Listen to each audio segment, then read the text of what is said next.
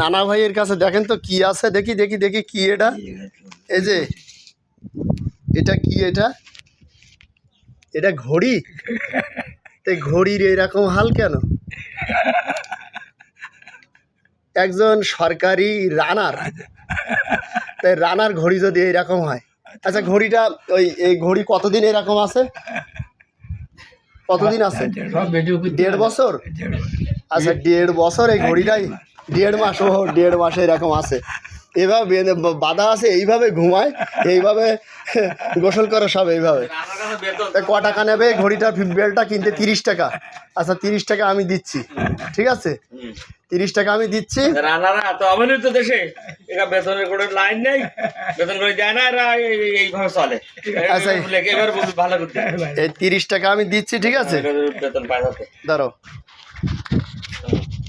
এই যে